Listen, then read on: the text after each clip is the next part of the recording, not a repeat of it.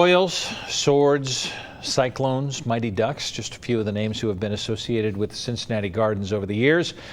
But with the Gardens soon to face the wrecking ball, the teams that play there now may be on the verge of homelessness. Local 12's Brad Underwood is at the Gardens tonight with what might happen to those teams. Brad?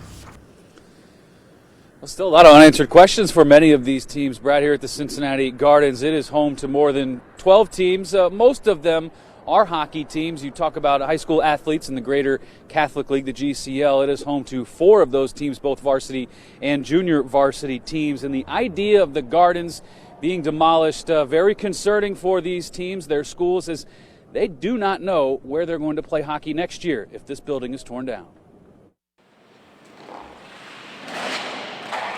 Ice time in Cincinnati is hard to come by.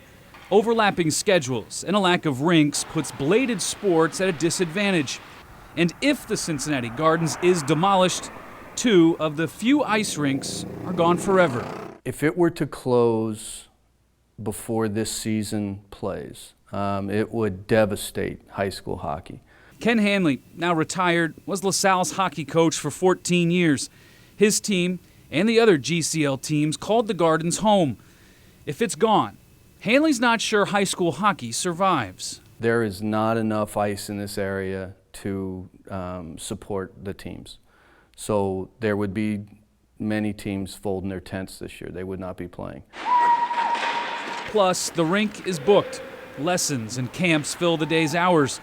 Just down the road at Northland in Evendale, figure skaters, open skate hours, and adult hockey leagues carve out a full day of activities. That's what everyone's worried about ever since they heard about the Gardens being developed into something else, and losing the 2 surfaces is really going to hurt our programs. With a growing interest in ice sports and diminishing resources, Richard Hartley fears he'll lose his time to accommodate others. My wife and I are worried that we run this figure skating program that maybe the rinks are going to start selling some of our time to make up for the loss of the ice at the Gardens to the hockey programs, and we really need that ice time for our kids to develop. Northland and Sports Plus are seemingly the best options for teams who will be left out in the cold if the Gardens is torn down, but there just doesn't seem to be enough time in the day to fit everyone in.